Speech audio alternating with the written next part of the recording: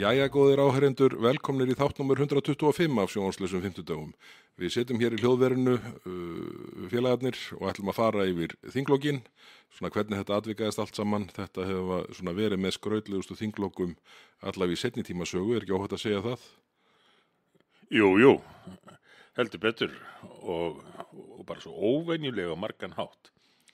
Sérstaklega þessi nýja nálgun ríkisstjórnarinnar á þinglokasamninga sem að virtist nú á tímum snúast það að reyna að styggja menn sem allra mest til að koma í veg fyrir að samkomulag næðist. Já, nú er ég búinn að fara í gegnum allnokkra þinglokasamninga, en þetta var öllu öðru ólíkt og það hefur nú verið svona, ég hef mikið verið spurður undanfarna daga út í það hvers vegna ég eða við förum ekki að segja frá því sem að var á borðinu og rætt og eftir atvikum samið eins og hægt var í þinglokasamningunum, því að ráðherrar og þingmenn stjórnarflokkana hafa gengið býsna langt í því að fara yfir það og einhvern veginn það er svona þetta virðingarleysi fyrir reglum, lögum, venjum og hefðum sem að hefur svona birst alveg frá í rauninni fyrsta degi þingstarfa. Mér fannst það svona dálítið kristallast í því að þarna mættu ráðherrar í pontu og fóru að útlista sig um samtöl þinglokaviðræðna sem að hafa verið trúnaði undirorpin alla tíð. Það var eitt af því sem var mjög sérstætt, en nú ætlarðu í sjónvarpslausum 50 að upplýsa þetta allt saman eða hvað? Nei, þú nær mér ekki þangað, sko. Það er nefnilega, það þarf að vera hægt að semja aftur í þessu húsi sem við sitjum hérna í. Það er þannig að Það er nú ekki allir á því í stjórnarliðinu að það verði einhvern tíma samið aftur. Sum þeirra hóta bara áframhaldandi ofbeldi. Já, það verður bara bókun, 71. greinin notuð bara í hverju smámálun og fætur öðru, sko. Og því menn notuð hana í einföldu skattamáli sem á ekki að taka gildi fyrir á næsta ári, þá er þetta við því að búast og orðaði Sigurjón Þórðarson það ekki þannig að það þyrfti bara að brýna kutana betur fyrir næsta þingvetur. En sko, þessi punktur hjá mér að sko, hér mun þurfa að semja aftur, menn verða að hafa einhvern myndugleik í sér til þess að átta sig á að við erum þó þrátt fyrir allt hér á löggjafarsamkundunni og okkur er falið það hlutverk að leiða hér ágreining og máli í jörðu hverju sinni. Og ef að stjórnarliðar ætla sér að fara að reka þau samtöl opinberlega, þá erum við á enn verri stað heldur en þessi þinglok benda til og ég held að það sé miðflokkurinn er nú ekki mikið fyrir að vera lítill í sér og ég held að það sé þó að það myndi gagnast okkur mjög tel ég til skamstíma að opinbera þau samtöl sem áttu sér stað í þinglokaviðræðunum og þinglokasamningunum, sko, þá held ég að það sé ekki þinginu til bóta til lengri tíma litið. Það er rétt. Þannig að þetta er ég bara vona að þau svona nái áttum stjórnarliðar. Þetta er ekki allt bara sjó og þetta eru graf alvarlegir hlutir undir á löngum köflum og þó að þetta hafi nú svona dálítið svona sigurhátíðin sem að hefur birst okkur á samfélagsmiðlum stjórnarliða síðan á mánudagskvöldið. Hún er nú svona dálítið eins og svona parið sem að birtir endalausar myndir af sér á samfélagsmiðlum í faðmlugum svona rétt áður en að leiðir skilja. Já, þetta minnir á það og fengur nú að fylgjast með því óvart þingmenn þegar það röltu hérna götur bæjarins í góðaverinu með ljósmyndar og kvikmyndatökumann með sér, taka upp einhvað ímyndarefni. Það gengur allt út á það. Það gengur allt út á það, sko. En síðan, og býtu ímyndin á endanum, hver er hún þegar við svona horfum á þetta, bara hvernig þessu uppgjöri, hvernig það endar, þetta þingloka uppgjör. Meiri hluti þingmála ríkisstjórnarflokkana fellur, dauður. Meiri hluti. Ég man ekki eftir neinu viðlíka, sko. Og einhvern veginn mikið af málum það sem var í rauninni lagt svona næstum því allt undir, sko. Þannig að þetta var óðbóðslegur herkostnaður í lokin að ná fram þessu brogaða veiðigjaldamáli. Og þrátt fyrir þing fram í miðjan júlí í andstöðu við þingsköp, þá var afraksturinn nú ekki meiri en þetta. Og hlýtur nú að teljast tiltölulega vandræðalegt fyrir þessa ríkisstjórn og rétt að hafa í huga í því samhengi að það sem að sem kallað var málþóf í umræðum veiðigjöld og bókun 35.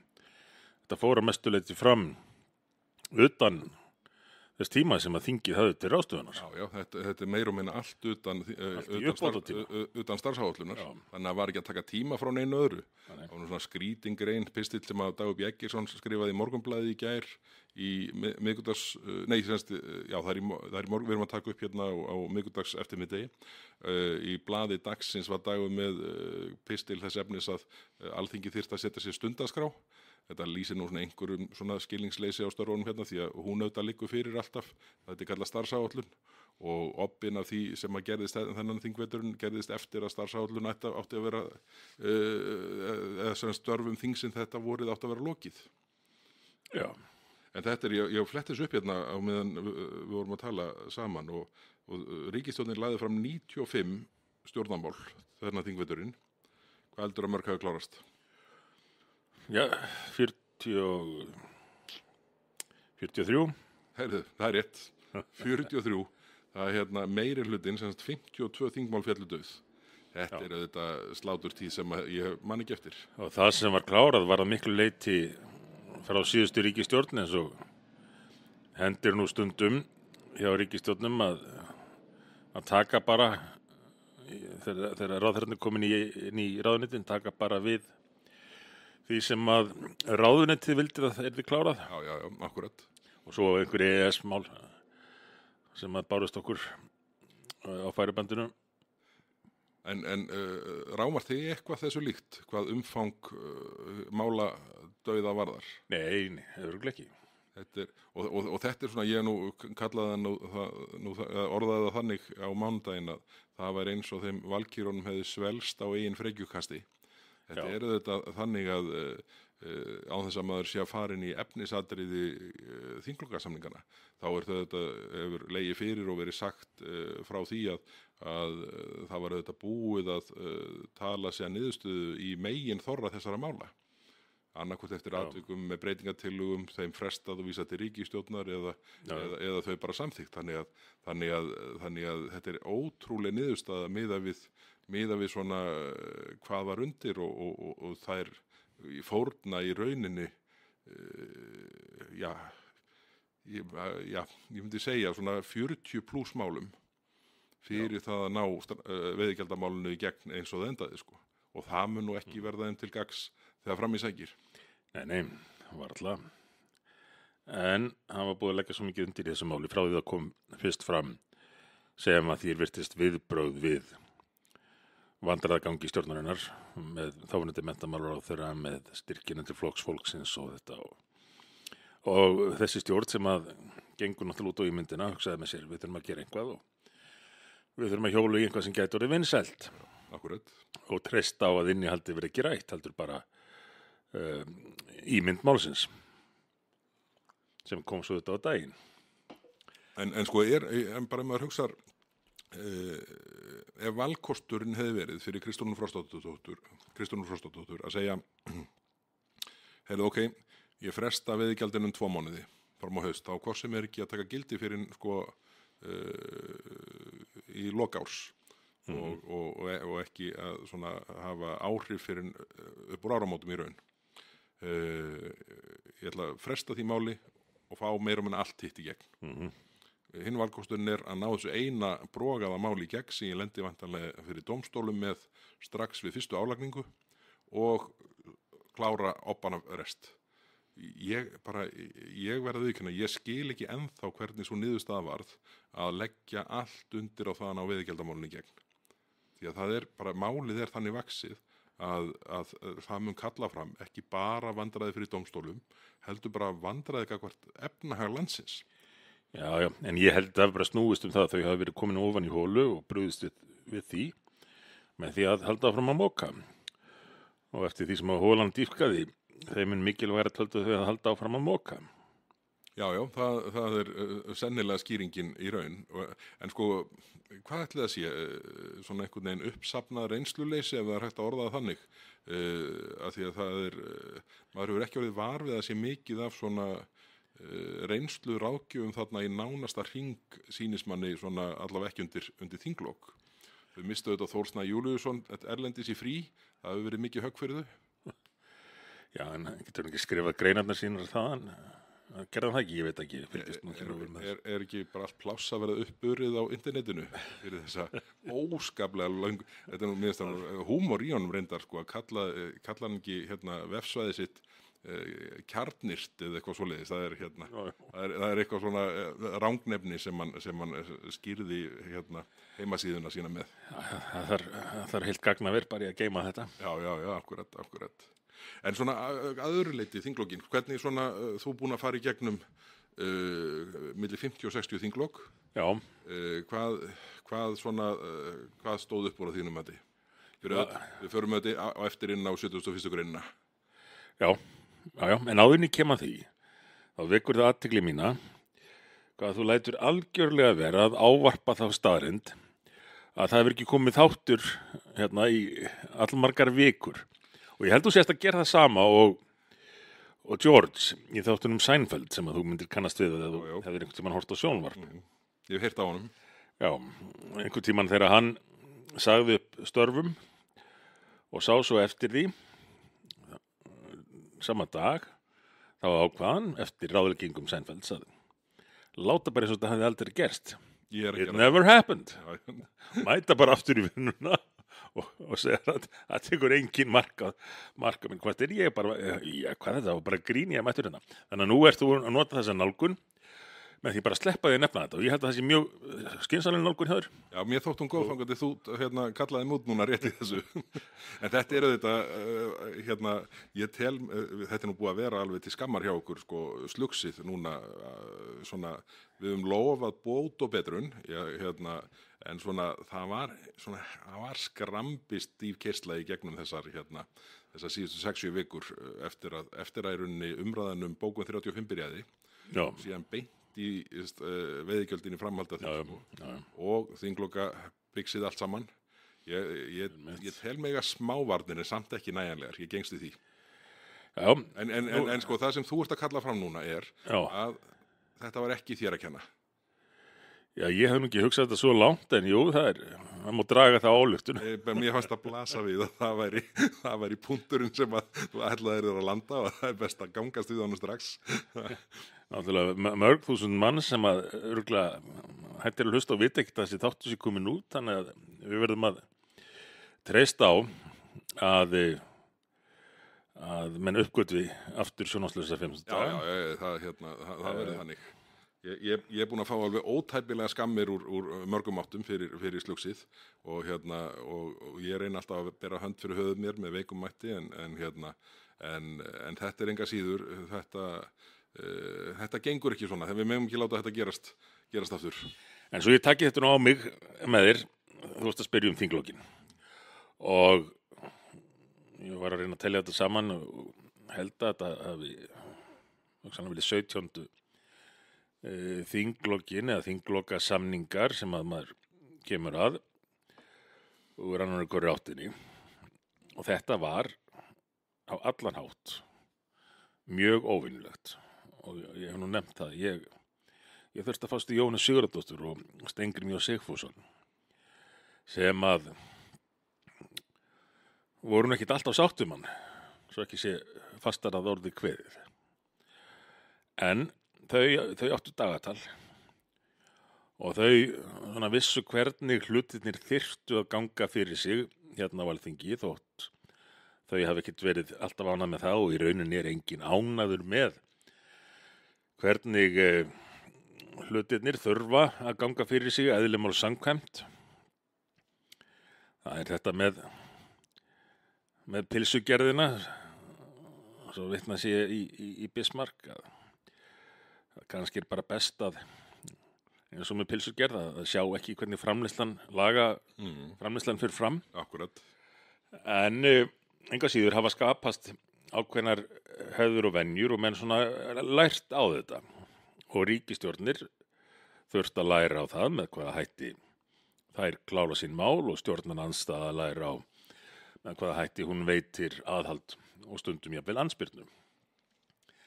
En svo kom hér ríkisstjórn þar sem að forsprakkarnir Við sáum þetta nú bara strax og ráðherrarnir settust í ráðherrastóluna sína. Hvað þeir umpóluðust, breyttust og þá gilt ekki lengur neinar af athugasemdunum sem hefðu komið frá þeim það hvernig ætti að haga störfum á Alþingi og mikilvægi þingsins og allt þetta sem að það hefði verið margítrekað hér á liðnum árum. Nú voru þau komin til valda og þá áttu þau að fá að ráða öllu sem þau vildu að eigin mati. Við erum með meirihluta, við eigum að ráða. Fengu þessi 50,4% og já, ég held að Stefán Einar hafi orðað þannig að það hafi orðið til þess að forsætisráðherrann hafi farið að rugla sjálfur sér saman við Lúðvík 14. sólkonung. Já. Upp á þennan 50,4% meirihluta. Var ekki Stefán Einar sem benti sömuleiðis á það að Samfylkingin væri minnsti stæðsti flokkur á þingi sem verið hefur? Jó, ég held bara nokkuð tíman frá því að nútíma fyrirkomulag komst á íslensk stjórnmál, nútíma flokkafyrirkomulag og jafnvel lengur. En það breytti ekki því að svona sjálfsálitið hjá þessari ríkisstjórn var strax mjög mikið og birtist í upphafi með svona svolítið hrokafullum viðbrögðum ráðherra ekki hvað síst við hinum ýmsu málum, athugasemdum og því þegar einhverjir bentu á að það var nú kannski alveg rétt með farið í öllu eða einhver mál kynnu nú að vera svolítið gölluð. Og það leiddi svo til þessara sérkennilegu þinglokasamninga og þingloka bara almennt og beitingar þessa ákvæðis 71. greinar þingskapalaga kjarnorku ákvæðisins sem að fyrrnefnd Jóhanna, Steingrímur og aðrir langaði kannski stundum að beita en ákváðu að til lengri tíma litið væri það ekki gott, væri það ekki æskilegt að klára mál með þeim hættu. Þá var verið að takast á Evrópusambandsaðild, Icesave, nýja stjórnarskrá. Risamál. Já. Risamál. Ekki skattamál. Ekki óheyrilega flókið skattamál í júlí sem átt að taka gildi núna í vetur. En það eru kenningar upp það og hafa svo sem byrst ákveðin rök fyrir því að þetta hafi alltaf verið draumurinn, að geta beitt þessu ákvæði. En það sáum við það að Flokkur fólksins hafi tekið það að sér að leita skýringa frá þinginu svona leiðbeininga hvernig þetta væri gert, umfjöllun eðli og sögu þessa ákvæðis það leyti sem að umræðan var bara að hefjast það leyti sem að hvað var það þegar önnur umræðan var að hefjast eða svo fyrst? Já, bara 2 dögum eftir að fyrsta umræðan var að hefjast og þá hafðu væntanlega óskað eftir þessu bara það bil sem að umræðan hefst þannig að þetta er búið að vera á radarnum alveg frá byrjun. Á vísbendingum innbeittan brotavilja. Já, það er ekki hægt að lesa öðruvísi. Þetta munið þetta hafa áhrif og ég er ekkert viss að þegar framleiða stundir að þessi ríkisstjórn muni telja að þetta hafi verið skynsamlega ráðstöfun að fara út í þetta. Ég er alveg sannfærður að svo verður ekki. En þetta er svona þetta leikrit sem að við sjáum sett upp bæði minnisblaðið til Flokks fólksins þarna bara á fyrstu metrum, fyrstu umræðu, segir nú ákveðna sögu. Síðan sjáum við þessa sýndamennsku sem að kemur fram í yfirlýsingu Kristrúnar Frostadóttur þarna á 50-dagsmorgninum. Það sem að við ætlum að verja lýðræðið, við ætlum að verja þingræðið og ég veit ekki hvaða yfirlýsingar fjallu ekki þá. Þetta var allt eitthvað skúespil, upptakturinn að því að beita 71. greininni degi seinna sem að blasti síðan við að hafði svona það að vera alltaf með veiðigjöldin á dagskrá til að svona safna upp í þann tíma að þetta met frá því orkupakkumræðinni fjalli sem lengsta umræða við aðra umræðu í þingsögunni. Ég held að það hafi sko mörg önnur mál, veiðigjöldin, rammaáætlun, kílómetragjald, bara samningu Sameinuðu þjóðanna fatlað fólk, bara fullt af öðrum málum, almannatryggingarnar, víxlverkunin, fullt af málum sem að þurftu umræðu í þingsal, komist aldrei á dagskrá að því að það var svo einbeittur vilji ríkisstjórnarinnar að tryggja þetta með fjallis og það væri hægt að nota það sem rökstuðning fyrir því að beita 71. greininni. Þetta ber alltaf sama brunni í raun. Einmitt. Og Þú varst nú ítrekkað að leggja fram breytingartillögur, dagskrártillögur, það vakti nú ekki alltaf lukku. En það voru þá fyrst og fremst mál sem að voru einhvern nátt aðkallandi eða stjórnin hafði lýst áhuga á, þannig að það var nú reynt að hjálpa þeim. Reynda tókst nú að hjálpa í eitt skipti, manni, þegar þú bjargaðir dómsmálaráðherrunum útlendingamáli. Já, sem hafði ekki fengið máli sitt á dagskrá langa hríð. Já, alltaf neðst á dagskránni. Og það var sko, það var komið, það var bara settur annar þingfundur sama dag og þar var málið komið, en það var ekki hægt að greiða atkvæðum, það mátti ekki sko. En það er nú það áhugaverða við þessar dagskrártillögur, að þær hafa allar nema, held ég svo síðasta, verið orðin dagskrá þingsins innan dagsins annarkvort eða degi eftir að þær voru felldar af meirihlutanum. Þannig að auðvitað höfum við verið að leggja fram bara skynsamlegar tillögur hvað það varðar að setja mál á dagskrá. Svo gapa einhverju hérna eins og bjánar sko að valdarán og eitthvað bara einhver furða, valdarán, það er bara verið að leggja hérna fram einfalda dagskrártillögu að taka mál á dagskrá sem er ekki á dagskrá. Þetta er bara samkvæmt þingskapalögum. Þetta lýsir einhverju sko furðulegri vanstillingu að brigsla mönnum valdaráns tilraunir í þessu samhengi. Og það er meira að segja fræðimenn sem vilja láta kalla sig svo hafa miss svona dell út úr sér sko. Eitt er að einhverjir stjórnmálamenn sem að svona kannski hafa aldrei leitt sér þingskapalögin geri það. En mér þykir nú svona einhvern veginn verra að fólk sem að stimpla sem einhverjum háskólastimplum dagana langa láti svona galskap út úr sér. Það var nú nánast eins og Ólafur Þ. væri með í ráðum þegar hann byrjaði að kynna þetta kjarnorkuákvæði til sögunar og bara hvetja eindregið til þess að því yrði beitt. Og ákverju, að því að það var svo góð stemming í ríkisstjórninni. Ólafur Þ. Harðarson er náttúrulega búinn að sópa sér út af öllu sem að mark er á takandi eftir. Hann er alveg hættur að reyna að fela og þykjast vera eitthvað. Já, hann mæti bara í stuttbuxunum í ískalda kálfanna og delerar eitthvað nú orðið. Þannig að ég og áfram Ríkisútvarpið með sína 9-10 milljarða hvaða enda nú í með auglýsingatekjum og kostunum og þessu dóti öllu að það virðist engin vera í símaskráni sem að hægt er að kalla í nema Ólafur Þ. Harðarson sem er nú sestur í Helgan stein fyrir einhverju síðan. Já, en sjaldan verið eins virkur í að tala máli síns fólks. Já, og orðið sko grímulausara heldur en áður sko. Hann hafði nú alltaf lagað í að svona lesa rangt í stöður og meta þær svona setja fram kenningar sem stóðust ekki en nú er hann bara komin í bara hreint propaganda fyrir Kristrún og Kó. En það er með svona spunafólk eins og er í kringum þessa ríkisstjórn og margt af þessu eru náttúrulega fyrirverandi blaðamenn sem að voru ekki alveg alltaf hlutlægir í sínum skrifum þannig til þeir bara urðu starfsmenn þarna. Ég er nú bara, mér finnst nú bara mest að furða að sé ennþá hægt að gefa út Stundina, hvað það sem það heitir nú í dag. Að ég held að það sé bara helminguna ritstjórninni þar eða meira komin á laun hjá Alþingi. Já, einmitt. Til hamingju með það skattgreiðendur. Já, það eru undir hvort þið að borga. Já, það er bara báðum megin. Hvorum megin hryggjarða lendir. Já. En það er með svona spunafólk að stundum verða svo spennt að það fer fram úr sér. Eins og við sáum í þessu atriði í aðdraganda beitingar kjarnorkuákvæðisins þegar þær komu upp í ræður hver af annarri og búnar að kalla til fjölmiðla á staðinn til að flytja ræður hvers konar sögulegt ástand væri ríkjandi hér.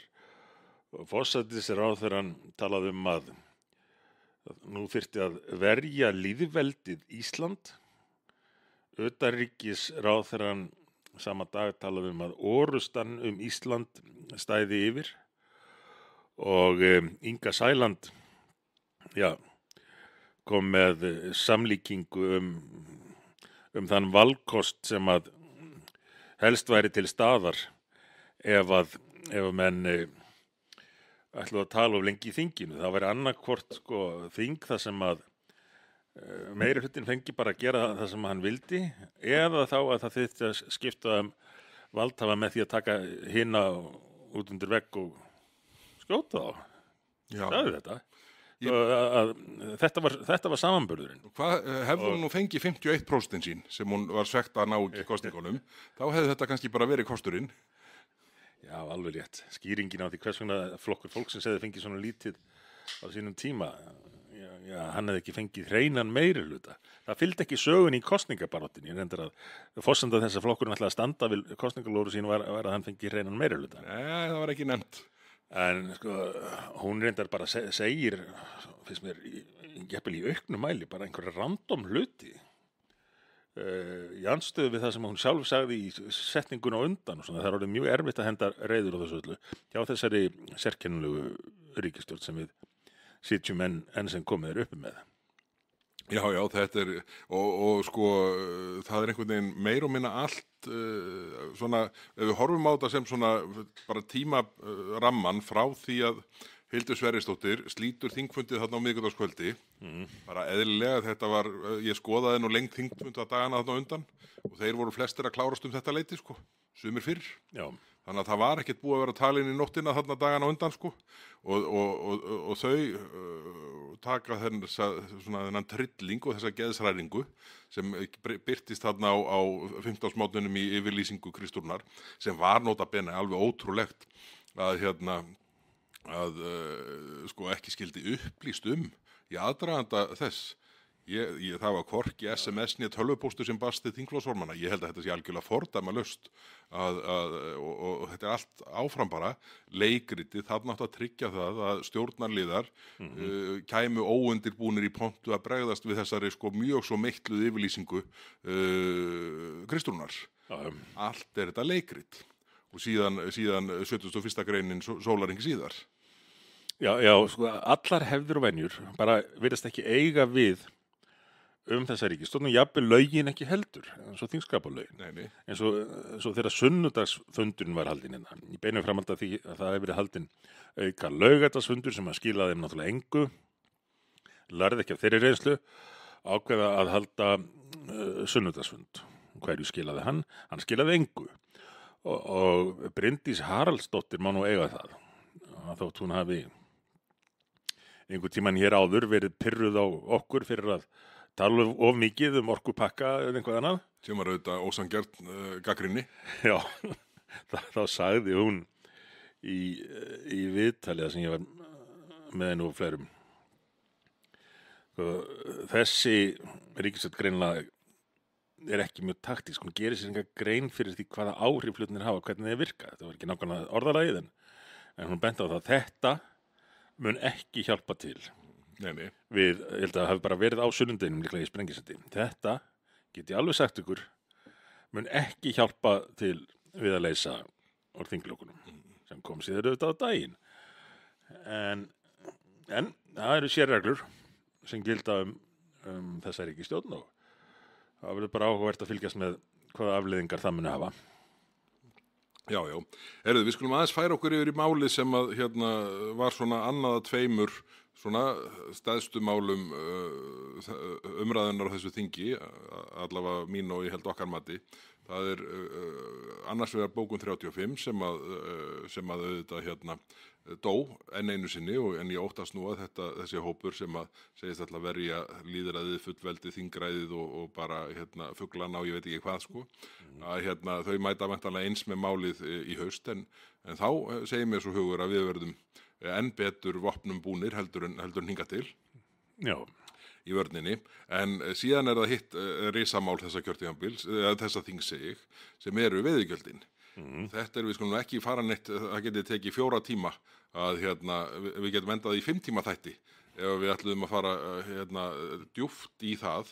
Já. En ég ætla bara að flagga því hér. Ég vona að Sko, við megum ekki fæla burtu þessa 3 sem voru enn að íta á refresh og athuga hvort það kemur þáttur. Nákvæmlega, sko. En ég ætla bara að flagga því hér að þú hélst ræðu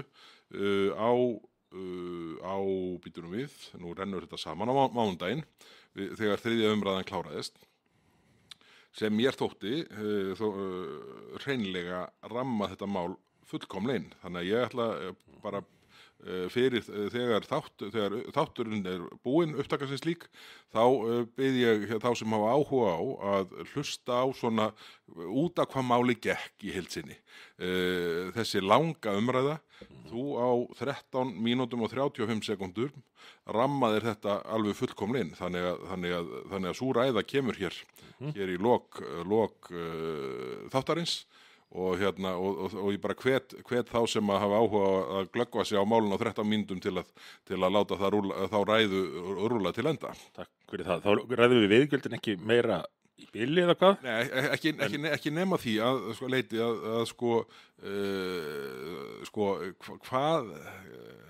hvað heldur að sé langt þangað til þetta mál verður komið aftur hérna inn í þingið? Vegna annarkvort þegar fólk hefur áttað sig á að mistökum sem hafa verið gerð sem voru ekki leiðrétt og voru nú mörg þeirra leiðrétt, sko, eða bara vegna þess að menn séu lentur upp á skeri fyrir dómstólum.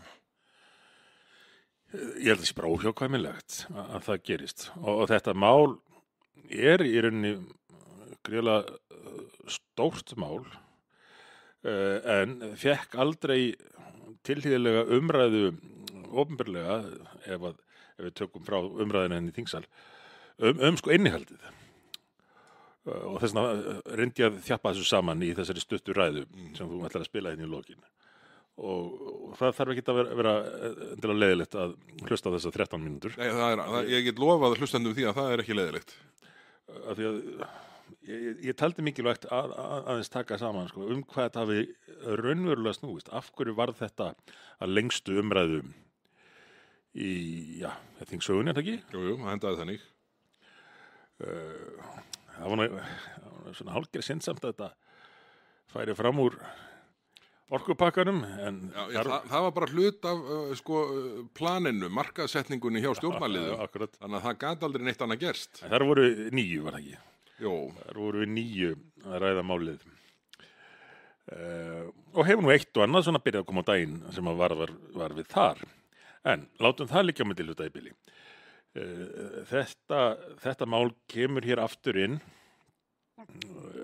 fyrir það síðar, hvort sem að það er vegna þess að ríkisstjórnin sjáu sig núna til að bregðast við því þegar áhrifin byrja að koma fram og við hvöttum hún er reyndan mjög til þess að við ætlum að gera þetta í gegn, að setja inn einhver svona varúðar ákvæði, einhverjar leiðir til dæmis fyrir ráðherrann til þess að bregðast við þegar að áhrifin fer að koma í ljós. En svo getur líka vel verið að þetta verði eitt af þeim málum sem að dómstólar henda bara aftur hérna inn. Já. Það hefur nefnilega verið töluvert það á síðustu árum að mál hafi verið afgreitt hér í einhverjum hamagangi einmitt á svipuðum nótum og nú er út frá yfirbræðinu, frekar en innihaldinu og málin síðan bara reynst gölluð og dómstólar þurft að eiginlega skamma Alþingi og senda málun aftur hérna inn. Já, og oft er þetta mál sem að hefur verið varað við með sambærilegum hætti og var verið að gera í veiðigjaldamálinu að væru svo broguð að það gæti ekkit annað gerst en að dómstólar fettu fingur út í útfærsluna. Já. Og það er það sem blasir við núna. Er að slík vegferðir framundan hjá atvinnuvegaráðherra og svo sem er ríkisstjórninni allri held ég að sjá þetta að segja. Þetta er einhvern veginn það er svo mörg vandamál í þessu. Ég hef lýst því þannig að þessi aðgerð að reyna að laga máli sé dálítið eins og að reyna að setja varalit á svín. Þetta er einhvern veginn það er töluft á atriðum sem hafa verið löguð nú þegar en það er samt fullt eftir. Og það er það sem að mun birtast okkur fyrir dómstólum og í svona leiðréttingar frumvarpum á næstunni er í hræddur um. Já. það þá samt ágætt að fyrir liggi í þingskjölum að bent hafi verið á Já, akkurat, Mjög hárrétt. En þetta er svona, hérna, fólk fær hérna ræðuna í eyrað hérna í lok þáttar, þannig að það verður hérna auðvelt að hérna fá þessa 160 klukkustunda umræðu í eyrað á 13 mínútum. En við þurfum aðeins líka að ræða beitingu forseta Alþingis Þórunnar Sveinbjarnardóttur á 71. greininni. Já. Sko, ég verð að viðurkenna að ég var þeirra skoðunar alveg framundir það síðasta að forseti myndi ekki beita þessari grein. Mér þótti það bara svo fráleitt að einhverjum myndi láta sér detta til hugar að beita 71. greininni í skattamáli sem á að taka gildi á næsta ári þegar allt haustþingið er eftir. Já, ég skal viðurkenna það að ég átti ekki von á því að forsetinn myndi gera þetta. Ég hélt frekar að þau myndu nota hin aðferðinu og fá nýju þingmenn til þess að koma með einhver ákall þetta. Já, akkurat. En ég held að það megi fullyrða að forseta þingsins hafi ekki langað að gera þetta og að þetta hafi verið gert að kröfu forsætisráðherrans. Mér finnst það blasa við. Já. Svo heyrði ég í Kristrúnu í Sprengisandi hvaða dagur í dag, allavega síðustu helgi, segja að það verið hafi huga forsetinn hafi tekið þessa ákvörðun og Kristján spyr svona, varst þú ekki upplýst þetta? Já, hún tafsaði dálítið þá. Já, auðvitað fékk ég að fylgjast með. Hann hefði að spyrja næst, var það ekki þannig að þú stóðst yfir og öskraðir á hana og hann yrði að gera þetta? Ég fylgdist með á meðan ég lét svipuhöfgin dynja á forseta Alþingis. Já, þetta er þetta enda svona fyrir þá sem ekki hlustuð á Sprengisand, þá blasti við af hikinu og tafsinu að Kristrún fann sig þarna með spurningi í fanginu sem hún vildi ekki fá. En sko þetta eru sko nokkur mál sem hafa komið upp á þessum þingvetri sem að mann svona grunar að forseti hafi ekki verið sérstaklega áhugasamur að niðurstaðan yrði sem síðar varð sko. Og sunnudagsfundurinn er eitt þeirra mála. Og það er þarna úti hafa menn verið að gas einhverja dellu að sko á hverju ættu þingmenn ekki að þurfa að vinna á sunnudögum, það er fullt af vaktavinnum fólki sem þeirra að vinna á sunnudögum og þetta snýst ekkit það. Mér er til efs að það séu margir sunnudagar sem að þingmenn vinni ekki eitthvað á og sumir þeirra langir sko. Þetta bara snýst ekkit það. Þetta snýst bara það að það er hefð fyrir því hér í þinginu að sunnudagar séu ekki þingfundadagar nema í einhverju neyðartilvikum. Og þá er það í sátt aðila. Það var engin sátt þarna og málið ekki rætt við þingflokksformenn í neinu samhengi hvað dagskrá varðar og þar fram til götunum. Þannig að það er allt breytt hvað þetta varðar og við sjáum það síðan bara á yfirlýsingu Kristrúnar sem engin þingflokksformaður fær melding yfir höfuð sko. Og boðunin varðandi beitingu 71. greinarinnar, hún var bara að það yrði atkvæðagreiðslur við upphaf þingfundar. Já. Þannig að þetta, og það gátu verið afbrigði einhverja breytingatillögu eða eitthvað þess að sko. Þannig að það hérna, þetta var allt úr takti við allar venjur og hefðir hér í þinginu sko. Þeim tekst ekki einu sinni að beita ofríki á kurteislegan hátt. Nei. Það er mjög undarlegt að sjá þessa nálgun alla hjá þeim. Og ekki til bóta fyrir þingstörfin, en hvað varðar sko, það sem að þau voru nú ekki fyrst til að nota þessu sem en þarna á sunnudeginum hvaðan ennum menn ekki að vinna sko. Þau sem eru meira og minna búin að vera hérna bara út í sólinni í sumbústanum eða einhvers staðar á meðan að stjórnarandstaðan hefur verið að ræða málin. Sko, ef ekki væri fyrir dagskrártillögurnar þá hefðu mörg þeir ekki séð þinghúsið heilan mánuð. Koma samt hérna. Það er nú svo ósvífin alltaf en það er bara eins og það er. Ég nenni þið ekkert að vinna þingmenn stjórnarandstaðar. En það minnir mig á það að ekki bara það að sko, vinna þingmanna fer náttúrulega að mjög verulegu leyti utan þinghússins, þótt ég efist reyndar að þau þessi hafi verið að vinna að miklu stjórnmálastarfi á meðan þau voru hér fjarverandi undanfarnar vikur. En hitt að það í rauninni kannski sjálfstætt vandamál hvað þingið starfar mikið. Því að það leyfir þinginu að gera miklu meira af sér. Já, já. Og gera lögin flóknari og meira íþyngjandi fyrir borgarana ár eftir ár eftir ár. Meiri gullhúðun, meiri blýhúðun. Já. Allt sem kemur á færibandinu, það meiri tími til að bæta gráu og svart hár og svo þessi endalausa lagasetning þar sem eru nýjar íþyngjandi reglur en aldrei eða að minnsta kosti afskaplega sjaldan tíminn nýttur í það að laga það sem fyrir Já. Og gera það minna íþyngjandi. Það alltaf verið að gera lífið dýrara og erfiðara og leiðilegra, guð minn góður. Já, þetta því miður staðan sem að birtist okkur dagana langa og svo sem bara snúið við það að eiga þegar svona stjórnar meirihlutin svona einarður í þessu. Mér þótti ríkisstjórnin sem við sátum upp með í 7 ár, vinstristjórnin hinn fyrri, vond en ég held að við höfum farið úr öskunni í eldinn við þessi skipti. Já, það svona dálítið. Og það vantar það var náttúrulega hræðileg ríkisstjórn sem var hérna síðustu 7 ára. Mjög skrítið að vera að segja þetta. En já, lengi getur vont versnað. Það má kannski segja það.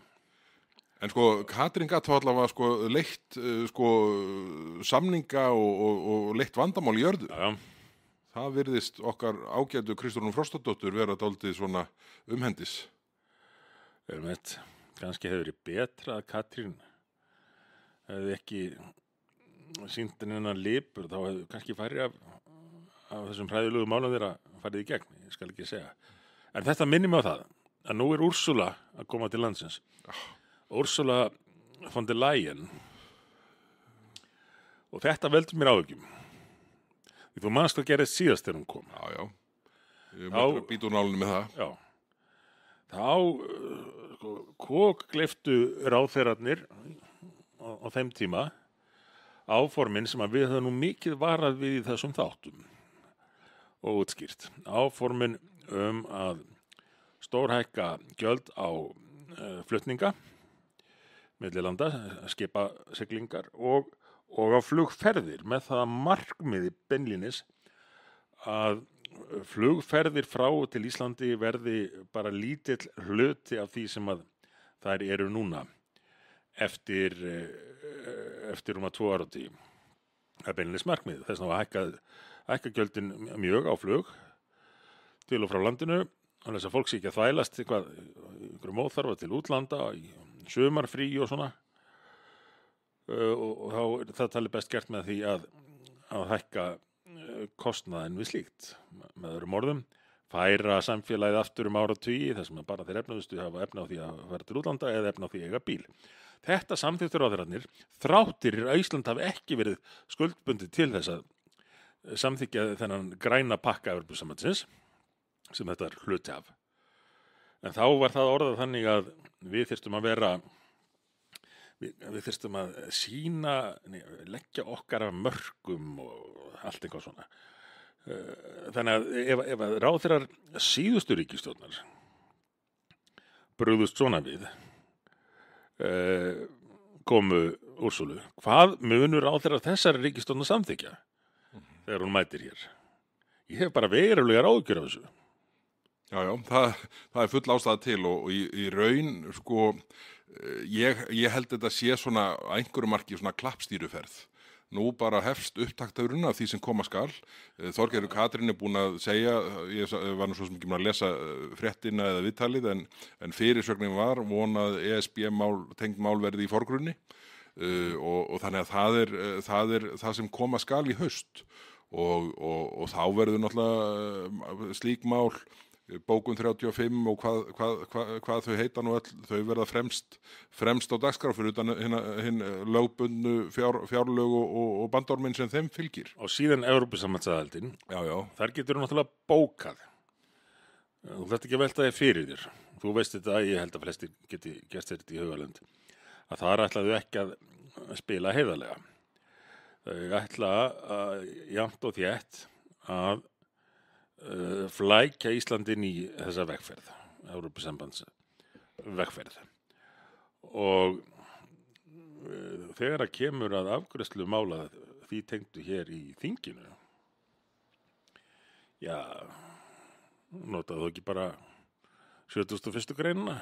Það er nú hætt við því og til þess hafi leikurinn verið gerður að það sé orðin hefð innan gæsalappa fyrir notkun hennar. En þá hefst hinn raunverulega baráttu Ísland. Þá hefst vörnin fyrir lýðveldið Ísland. Þótt það verið vonandi ekki í því samhengi talað að taka fólk undir húsvegg. En þegar að ríkisstjórnin fer á fullt, hún er enda byrjuð að því nú þegar, í það að reyna að tróða Íslandin í ESB, þá verður vörnum beitt af hálfu okkar fyrir, eins og forsætisráðherrann orðaði það af óviðeigandi tilefni, þá verður lýðveldið Ísland varið af okkar hálfu. Já, já, það er bara þannig. Þá standa menn hér eins og þarf og það er hætt við að nægt verið tilefnið. Þegar við sjáum með hvað hætti ríkisstjórnarflokkarnir ganga fram og þetta er auðvitað það sem að þetta er auðvitað ástæða þess að Viðreisn og Samfylking fara þetta samstarf með Flokki fólksins. Af því að þar verður svona nytsamur sakleysingi, skila þeim atkvæðum sem þarf innan þingsins til að ýta málum áfram. En auðvitað núna finnur Flokkur fólksins svo sem sig á þeim stað að hafa fengið býsna lítið út úr þinglokasamningunum. Það voru í rauninni þinglokasamningarnir, eina málið þeirra svona sem einhverju máli nær er jöfnunarsjóðurinn og hann er sem sagt eins og fyrir ríkisstjórn hafði stillt málinu upp og breytingin sem átt að gera sem gekk út á það að lögþvinga sveitarfélög til að fullnýta útfarsheimildir sínar. Sjálfstæðisflokkur og Miðflokkur lögðu gegn því og lögðu fram breytingatillögu sem var samþykkt. Þannig að málið endar í rauninni eins og við vildum hafa það og það er allur árangur Flokks fólksins á þessu þingi. Og þá erum við auðvitað á þeim stað að öll hinn víxlverkunin, almannatryggingarnar, tenging lífeyrisgreiðslna við launavísitölu, leigubílamálið, strandveiðarnar, það er bara löng runa. Flokkur fólksins fór alveg rosalega illa út úr þessum trakteringum samstarfsflokkana undir lokin. Já. Þannig að ég er ekki, þó ég sé ekki sammála öllum málunum sem þannig eru nefnd, þá hlýtur Flokkur fólksins að hugsa sinn gang. Hvað það varðar að skila þessum 10 atkvæðum í atkvæðagreiðslu hér dagana langa, oft á tíðum fyrir vond mál sem þau eru í raunin á móti, en fá ekkert í staðinn. En þá er ekki hægt að kippa Framsóknarflokknum inn í staðinn. Nei, það vantar einn að minnsta kosti. Og mundi einhver þora að vera með einsmanns meirihluta með mann eins og til dæmis Sigurjón Þórðarson innanborðs sem að segir bara eftir allt sem á hefur gengið að nú þurfum bara að brýna kuttana betur. Já. Það er ekki víst að það væri á vetur setjandi samstarf með einni meirihluta en svo er nú reyndar einn kannski svona einhverjum marki hrokkin úr skaftinu. Og hjá Framsókn, ég meina Halla Hrund Logadóttir stígur fram í gær og hvernig er það orðað, kastar þingflokknum sínum fyrir lestina. Já. Þetta er ég eiginlega man ekki eftir svona fríspili áður, það sem hún í rauninni segir þetta lið sem ég er með hérna í þingflokki, það er algjörlega óalandi og óferjandi en ég er hér yfir þetta allt hafinn þegar hún lýsir því að hún hef ekki tekið þátt í málþófi og aðhyllist stefnu ríkisstjórnarinnar í þessum skattahækkunarmálum. Og fékk mikla hvatningu frá öllu rangafólkinu. Bara þegar þú færð hvatningu frá hersingunni sem þarna mætti, Illugi Jökulsson og vafalaust Hallgrímur Helgason og alls konar svona, já, ég ætla ekki að segja það, sem kemur mér til hugar. þá ertu orðin illa rangstæður ef þú tilheyrir einhverjum sem svona alla jafna telur sig vera borgarlega þengjandi flokk. En sko ég held að þetta get ekki enda nema á tvo vegu. Annars vegar leggi hún til atlögu við það að taka flokkinn, fara bara að sækjast eftir formennsku í Framsóknarflokknum. Nú eða þá að hún hverfur af þeim vettvangi og skrái sig í, ég veit ekki, Samfylkinguna eða Viðreisn. Heldur hún geti skráð sig í Flokk fólksins? Nei, ég held það nú ekki. En verður þetta ekki bara spurning hver býður best? Já, bara hver á ónotaða nefndarformennsku. Já. Eða eitthvað í þá veruna. En gæti hann að langa bara út úr pólitíkinni. Þetta er svo galið hvernig hún stilti málunum upp. Það er ekki, sko, ég sé ekki fyrir mér að það verði neinar friðar pípur að reykja hjá Framsókn gagnvart henni. Bara hvernig ætti það atvikast?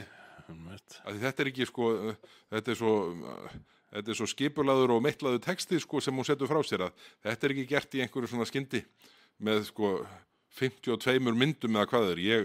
Ég vissi ekki að vera hægt að birta meir en eina mynd í einu, sko.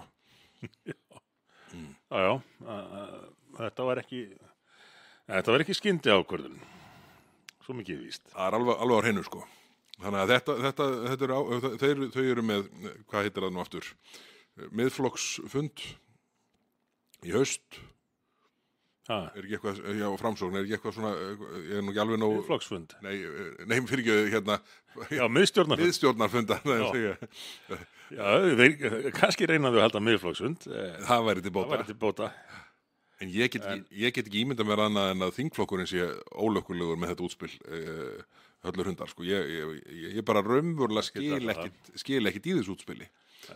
En það, já, það er, ef ég skil rétt, miðstjórnarfundur hjá þeim í haust og svo væntanlega þá, hvað er það kallað, flokksþing eða... Já, og svo bóða miðstjórnarfundurinn flokksþing. Já. Sem að var nú talsverð umræða. Ég held að hann sé átlað næsta vor. En úr þessu þá verður það alla fyrir næsta vor. Nei, einmitt. Þannig að ég held að það séu bara þessar tvær leiðir færar. Annarkvort að hún bara leggi til atlögu það. Og ef hún hefur þann slag, með Karinni Kjartansdóttur og fleiri svona ráðgjöfu með sér, sko, þá er hún væntanlega að horfa inn í kjörtímabil sem er ekki hálnað, það sem hún hefur engan í þingflokknum með sér, sem er óvanleg staða fyrir formann. Já. Eða þá að það verða, en samt, sko, getur hún farið í slag formennskuna, tapað og haft á einhverja samningsstöðu gagnvart Samfylkingu eða Viðreisn? Þarf hún ekki að reyna að semja sig þarna á milli bara fyrir haustið? Jú, þarf að velja áður en að þessu kemur. Já. Það verður áhört að fylgjast með þessu, en ég get ímyndað mér að Sigurður Ingi og Tóti og Ingibjörg Ísaksen og Stefán Vagn hafi ekki verið lukkulegi í gær. Alveg örugglega ekki. Heyrðu, þetta fer nú að, við förum að kalla þetta gott í dag. Það er nú ekki búið að taka neina formlega ákvörðun um framvindu næstu daga og vikur, en við svona ætlum að vera skynsamir bara einu sinni, þessum efnum. Og ekki... Læra af reynslunni jafnvel. Læra af reynslunni jafnvel. Nú erum við, það er 16. júlí. Ég ætla að skjótast til Berlínar í næstu viku og segja lottu og koma með hana til landsins. Þannig að ég ætla nú að reyna að vera í smá skjóli fram að Verslunarmannahelgi. Já. Eigum við ekki að segja bara að næsti þáttur kom í loftið fyrsta fimmtudag eftir Verslunarmannahelgi. En ef eitthvað kemur upp, sem er ekki hægt að þegja yfir, þá mætum við með auka þátt. Já. Er þetta ekki svona gott plan? Jú. Ber þetta ekki vott um að... Þetta. Já, þetta gæti gengið. Já. En kæru áheyrendur, bara við þökkum ykkur fyrir að fylgja okkur í gegnum þennan þingvetur. Þetta var svona, það var smá högt á þessu þarna undir lokin. Það bara var svo skrampið mikið að gera. Það var það. Það var óvenjulegir tímar. Óvenjulegir tímar, það er óhætt að segja það. En þessi 125. þáttur á sjónvarpslausum fimmtudögum er svona að enda komin, en eins og ég sagði áðan, þá ætlum við hér í lokin að leyfa rúlla þessari 13 mínútna ræðu Sigmundar Davíðs frá því á mánudaginn, þar sem að hann rammaði svo ágætlinn veiðigjaldamálið sem að tók 160 tíma í umræðu hér í þingsal, sem var, ég get sagt, ég var ekki búinn að fara í gegnum helmingina punktunum sem ég ætlaði að fara í gegnum sem áhersluatriði, af því að ég truflaðist aðeins út af samningaviðræðum, út af þessu þinglokum og svona. Þannig að þetta var, það var mikið efnislegt eftir í þessar umræðu, en það fór eins og það fór, og 71. greininni breytti í fyrsta skipti í 66 ár. Þinglok eins og óhefðbundin og þau gat orðið. Ríkisstjórnarflokkarnir slátra meirihluta mála sinna, að mér sýnist eftir að hyggja á óþörfu, í einhverju svona frekjukasti sem enda á því að Valkyrjónum sveldist á eigin frekjukasti. Þetta voru áhugaverðir tímar. En það verður líka áhugavert að þingið kemur saman í haust hvernig úrvinnst, því að það hefur ekki gerst í háa herrans tíð að svona slitni með þessum hætti á milli forseta Alþingis og stjórnarandstöðu eins og gerði þarna á þessum lokadögum þingsins. Þannig að þetta verður allt áhugavert. Það það eina sem er öruggt. Sannarlega. Heyrðu, kæru áhorfendur, takk fyrir þingveturinn. Við ætlum að taka okkur smá frí út júlí, mætum tilbaka fimmtudaginn eftir verslunarmannahelgi, galvaskir, útkvildir og í toppstandi. Og nú kemur ræða Sigmundar til að loka veiðigjaldamálinu. Takk fyrir okkur og heyrum síðar. Takk fyrir. Frú forseti, nú verður þetta mál óhjákvæmilega leitt til lykta. En framganga ríkisstjórnarinnar í þessu máli hefur verið þess eðlis að það er til þess fallið að valda okkur öllum, ætti að minnsta kosti að gera það, öllum háttvirtum þingmönnum á Alþingi áhyggjum í hvað stefnir hjá þessari hæstvirtu ríkisstjórn. Hér er að ræða skattahækkun sem að einhverra hluta vegna taldist svo verðmæt að mati ríkisstjórnarinnar að það þyrfti að halda þing fram í miðjan júlí til að klára málið að mestu óbreytt, og það þrátt fyrir fjölda viðvarana áhrif málsins. En hvers vegna var þetta mál svo verðmætt að mati ríkisstjórnarinnar að öllu öðru var til fórnandi að klára það? Hefðum Alþingis, þingskapalögum í raun, því þessir þingfundir hér eru ekki í samræmi við þingsköp. Alþingi á ekki að starfa í júlí og það er ekki ástæðulausu. Það eru heimildir fyrir því að gera það ef að sérstök neyð kallar á það. Það er engin slík neyð til staðar hvað þetta frumvarp varðar.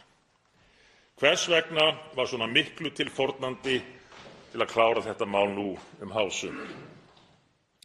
Ég tel að það hafi komið í ljós strax í upphafi þegar þessu máli kastað fram, augljóslega vanbúnu, eins og kom síðan á daginn í vinnu þingsins, kastað fram óvænt, fékk ekki að fara til eðlilegrar umræðu eða skoðunar eins og önnur mál og jafnvel miklu minni mál fá þó að gera, kastað fram þegar ríkisstjórnin var að eigin mati í ímyndarvanda. Og það snýst þetta allt hjá þessari hæstvirtu ríkisstjórn, ímyndina, sjálfsmynd sína, það hvernig hún birtist út á við. Og þegar að gagnrýni beindist, þó á því tímabili einkum að einum stjórnarflokknum, þá var hugsað, hvað getum við gert? Hvað getum við gert til að ekki taka á því máli, heldur dreifa athyglinni? Hvað gæti verið vinsælt? Er ekki örugglega vinsælt að vega að sjávarútvegsköllunum? Hæstvirtur forsætisráðherra í raun staðfesti þetta í viðtali og þrengdi hópinn enn þegar það var útskýrt að þetta mál snerist í raun herferð hæstvirts forsætisráðherra gegn 4 til 5 fjölskyldum í landinu, án þess að það væri útlistað nánar hverjir ættu þar í hlut. Þetta mál hefur frá upphafi ekki snúist innihald, heldur yfirbragð og ímynd. En hvert er innihald málsins? Hver eru raunveruleg áhrif þessa máls? Það hefur verið bent á það og dregið fram með gögnum og útreikningum. Raunveruleg áhrif þessa máls eru ekki auknar tekjur til þjóðarinnar af sameiginlegri auðlind, heldur minni ávinningur þjóðarinnar af sjávarútvegi, þessari sameiginlegu auðlind í þjóðareign, minni ávinningur. Áhrifin eru líka aukin samþjöppun í sjávarútvegi. Það sem að stærstu fyrirtækin, ég veit ekki hvort að það eru fjölskyldurnar 4 til 5, en í öllu falli stærstu fyrirtækin geta miklu betur ráðið við þessar auknu álögur heldur en þau minni. Og við munum fyrir vikið sjá áframhaldandi þróun í þá veru að minni fyrirtækin gefist upp á þessu, sjái sér ekki lengur hag í því eða einfaldlega geti ekki staðið í þessum rekstri vegna þess hversu hart ríkið gengur fram. Selji kvótann til þeirra stærri. Fyrirtæki sem að geta verið undirstaða byggðar í heilu sveitarfélögunum leggist af. En selji kvótann, geri eitthvað annað við peningana og láti þá stóru að fást við ríkisvaldið. Þetta mun hafa gríðarleg áhrif fyrir sveitarfélög víða um land eins og bent hefur verið á í umsögnum fjölmargra sveitarfélaga sem að ekkert var hlustað á af hálfu meirihlutans. Þetta mun líka hafa þau áhrif að störf færist í auknum mæli úr landi. Því að það hefur verið sérstaða, ein af mörgum hjá íslenskum sjávarútvegi, að hér höfum við leitast við að fullvinna aflann, búa til sem mest verðmæti hér innanlands vegna þess að fyrirkomulagið kerfið bauð upp á það. En eins og varð hefur verið við og sýnt fram á með útreikningum, þá mun þetta ýta undir að afli verði í auknum mæli fluttur óunninn úr landi, rétt eins og sjávarútvegsfyrirtæki alla Evrópu gera, til þeirra landa þar sem að launin eru lægst. Og ekki bara aðeins lægri en á Íslandi, miklu lægri, 3/4 af launum hér á Íslandi. Þetta mun stuðla að þeirri þróun. Þetta er frumvarp að flytja störf úr landi. Viðbrögðin við því voru hver af hálfu hæstvirtrar ríkisstjórnar? Ekki þau reyna að leiðrétta að þetta gæti hugsanlega gerst, ekki það að breyta frumvarpinu, heldur að kasta fram hugmyndum útflutningshöft. Við höfum oft í gegnum tíðina séð innflutningshöft hjá hinum ýmsu ríkjum, ekki hvað síst austan tjalds á sínum tíma. En út í slíka mýri var ríkisstjórnin komin með þetta mál að hún ákvað að viðra hugmyndir að bregðast við eigin máli, áhrifum eigin máls, með því að leggja á útflutningshöft. Banna það að fiskurinn yrði fluttur úr landi óunninn. Fram að þessu hafði aflinn verið unninn hér heima og það þurfti ekki lög til, það þurfti ekki valdbeitingu. Það hafði verið komið á eðlilegum jákvæðum hvötum sem að stuðluðu að því að auðlindin skilaði sem mestu til samfélagsins, að byggðafesta héldist eins og kostur væri og að störf væru sem flest í landinu. En einnig nýsköpun. Sú nýsköpun sem að Íslendingar hafa nú státað sig af, ekki bara undanfarin ár, heldur áratugi, hefur að miklu leyti sprottið upp úr sjávarútvegi vegna þess að sjávarútvegur bjó við þá vissu og það öryggi sem að leyfði nýsköpun, leyfði greinin að taka áhættu í að fjárfesta í nýjum greinum, leyfði frumkvöðlum eins og Guðmundi Fertram Sigurjónssyni hjá Kerecis að taka mikla áhættu og ráðast í verkefni sem að flestir hefðu kannski í fyrstu talið engar líkur á að gengi upp. En sjávarútvegurinn var í þeirri stöðu að rækta, að fæða nýsköpunarfyrirtæki sem að spruttu upp og hafa gert það fram á þennan dag allt land. Verðmæt fyrirtæki, gríðarlega verðmæt í sumum tilvikum, sprottin upp úr öruggu starfsumhverfi íslensks sjávarútvegs sem að er sá skilvirkasti og arðbærasti í heimi, leyfi ég mér að fullyrða. Og að hverjum beinist reiði þessari ríkisstjórnar í skattahækkunar áformum sínum og tilraunum til þess að ná enn meira valdi yfir samfélaginu, að hverju beinist reiðin helst? Þeirri atvinnugrein sem hefur skorið sig úr á heimsvísu fyrir árangur. Það er með öðrum orðum synd, nánast glæpur, að mati þessarar hæstvirtu ríkisstjórnar að ná árangri. Sérstaklega í grein sem aðrir eigi erfiðleikum með að skila árangri í. Grein sem er ríkisstyrt víðast hvar annars staðar en sker sig úr hér á Íslandi með árangri sínum og áhrifum til góðs fyrir samfélagið. Þetta er óvinurinn sem þessi ríkisstjórn valdi. Þetta er hóllinn sem að þessi ríkisstjórn ákvað að lokaorustan skyldi fara fram á. Og hingað við komin nú, búið að beita svokölluðu kjarnorkuákvæði fremur en að ræða málið og bæta það. Það er vissulega rétt að hér fór fram löng umræða. Hv.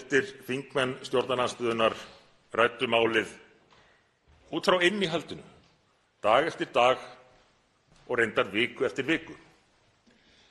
En viðbrögðin voru engin, ekki hér í þinginu. Þau birtust hins vegar út á við, á samfélagsmiðlum og í viðtölum við fjölmiðla. Ekki til að gagnrýna málflutning stjórnarandstöðunnar um málið. Enda var enginn að fylgjast með af hálfu stjórnarliðsins sem heitið getur. Viðbrögðin fólust í sama og þetta mál byrjaði á ímyndarpólitíkinni. Því að reyna að stimpla þingmenn stjórnarandstöðunnar hv. sem fulltrúa eða varðmenn einhverra illra afla, sérhagsmunagæslu. Ja, sérhagsmunagæslan var nú ekki meira en svo að menn voru að huga að byggðum landsins, þorpunum, sveitarfélögunum, hringinn í kringum landið. Menn voru að huga að atvinnu fólks. Menn voru líka að huga að hagsmunum þjóðarinnar, ríkissjóði, og þeim tekjum sem að sjávarútvegur hefur skilað fyrir samfélagið. Og menn voru að huga að litlu nýsköpunarfyrirtækjum sem eru rétt að reyna að fara af stað og þeim stærri sem hafa þrifist og dafnað í skjóli öryggis, þess öryggis sem að þó hefur verið til staðar í þessari grein á Íslandi. Öllu þessu má rústa fyrir ímyndarpólitík þessarar ríkisstjórnar. Og svo miklu er tilkostandi að nú liggur það fyrir, frú forseti, að þingstörf allt þetta kjörtímabil, hið minnsta, jafnvel lengur, en þingstörf verða ekki söm eftir þetta mál og hvernig komið var hér fram gagnvart Alþingi þegar að þagga var niður í 80 þingmönnum stjórnarandstöðu frekar en að svara þeim. Þetta mun setja mark sitt á það sem eftir er á þessu kjörtímabili og ég óttast jafnvel lengur. Var þetta þess virði? Var þetta þess virði? Hljótum við að spyrja ríkisstjórnina. Til þess eins í raun að draga úr tekjum samfélagsins af sjávarútvegi, stefna byggðafestu fjölda sveitarfélaga í hættu, stefna atvinnu fólks í hættu. Var þetta þess virði til að sýna að ríkisstjórnin gæti nú aldeilis tekið á vondu köllunum eins og hún hafði skilgreint á, hvort sem að þær voru þeir sem að reyna að stunda sjávarútveg á Íslandi eða þingmenn stjórnarandstöðunnar? Það á eftir að koma í ljós. Ég tel að hæstvirtir ráðherrar og hv. þingmenn stjórnarliðsins muni sjá eftir þessari ákvörðun. En málið verður ekki rætt frekar að sinni. Það mun hins vegar koma hér aftur til umræðu þegar áhrifin fara að koma í ljós. Og þá munu hv. þingmenn stjórnarandstöðunnar tala út frá innihaldi málsins, tala störfin, byggðirnar, tekjurnar af sjávarútvegi og það sem að glatast hefur vegna óstjórn þessarar ríkisstjórnar sem að hugsa bara um eitt, eigin ímynd. En sú ímynd mun nú, þegar áhrifin verða ljós, skaðast. Þegar öll er á botninn hvolft var farið í þetta til að ná vinsældum. Það var vísað í skoðanakannanir. Það var vísað í það að þetta væri leiðin fyrir ríkisstjórnina til að gera það sem að fólk vildi. Með öðrum orðum, þetta var leiðin fyrir okkur, ríkisstjórnina, að verða vinsælli. Þegar öllu verður á botninn hvolft, þá mun þetta mál og hvernig því var haldið hér á Alþingi verða þessari ríkisstjórn að falli.